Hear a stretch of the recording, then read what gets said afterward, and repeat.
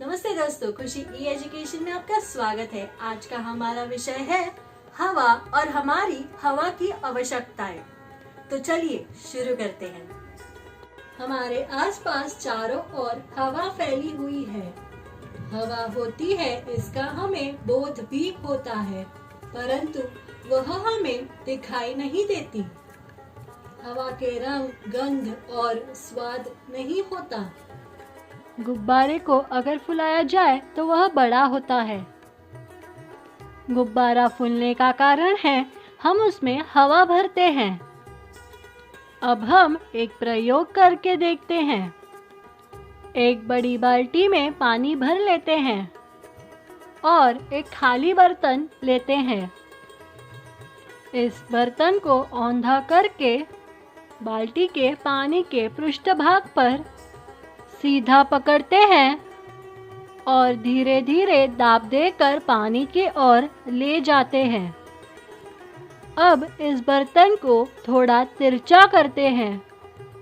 तिरछा करने पर तुरंत ही हवा के बुलबुले पानी के ऊपर आने लगते हैं।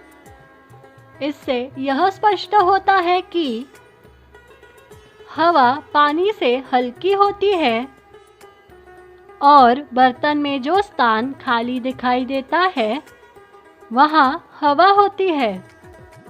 हवा के संबंधित और एक प्रयोग हम करते हैं। हमने एक गहरी कांच की तश्तरी ले ली, उसमें एक जलती हुई मोमबत्ती खड़ी कर दी। अब तश्तरी को पानी से भर दिया। अब मोमबत्ती पर कांच का एक ग्लास उल्टा करके रख दिया। थोड़े ही देर में मोमबत्ती बुझ गई और ग्लास के अंदर पानी का स्तर बढ़ गया। ऐसा क्यों हुआ? हवा में ऐसा एक घटक है जो ज्वलन में सहायक होता है। वह जैसे जैसे उपयोग में लाया जाता है वैसे वैसे ग्लास में पानी ऊपर चढ़ता है। हवा में वह घटक समाप्त होने पर मोमबत्ती बुझ जाती है और पानी का ऊपर चढ़ना बंद हो जाता है। ज्वलन में सहायता करने वाले हवा के इस घटक को ऑक्सीजन गैस कहते हैं। हमारे पृथ्वी का वातावरण हवा द्वारा बना हुआ है। हम जिस पृथ्वी पर रहते हैं उसका आकार गेंद जैसा गोलाकार है। इस पृथ्वी के ऊपर चारों ओर हवा है।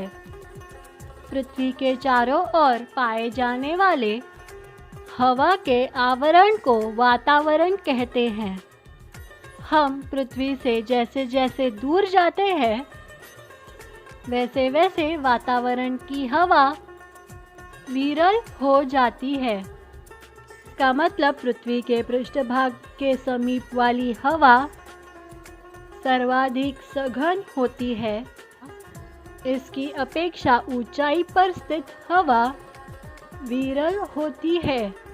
इस चित्र के वृत्त का अर्थ हवा है। वृत्त के 5 समान भाग किए गए हैं। इनमें से एक भाग के बराबर हवा में ऑक्सीजन गैस के अतिरिक्त अन्य गैसें भी होती है। अब इस वृत्त में आप देख सकते हैं हमारे वातावरण में सबसे ज़्यादा प्रमाण में नाइट्रोजन गैस है, उसके बाद ऑक्सीजन गैस और बहुत ही कम मात्रा में अन्य गैसें हैं। हमारे पृथ्वी का वातावरण कई गैसों का मिश्रण है, लेकिन हमारे श्वसन के लिए ऑक्सीजन गैस ज़रूरी होता है। हम नाक से हवा अंदर लेते हैं, इसे श्वास लेना कहते हैं, और हम नाक से हवा बाहर छोड़ते हैं, उसे उच्छ्वास या फिर सांस छोड़ना कहते हैं। श्वास और उच्छ्वास इन दोनों का मिलाकर इन दोनों का मिलाकर श्वासोच्छ्वास होता है। हम बिना रुके निरंतर श्वासोच्छ्वास करते हैं, इसे श्वसन कहते हैं। हम श्वसन क्यों करते हैं?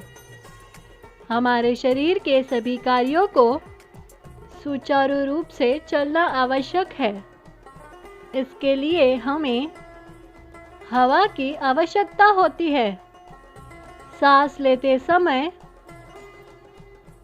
हवा अंदर लेते हैं। हवा के कारण हम तरोताज़ा बने रहते हैं। मनुष्य जैसे ही सभी सजीवों को हवा की आवश्यकता होती है। अगर हम हमारे आसपास के प्राणी देखें तो उनकी छाती भी ऊपर नीचे होते हुए दिखाई देती है।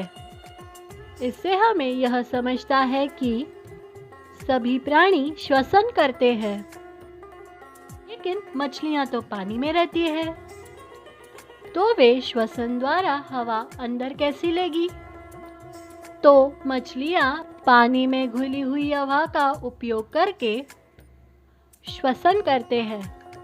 तो दोस्तों, आज हमने हवा और हवा हमारी आवश्यकता इसी संबंध में जानकारी ली।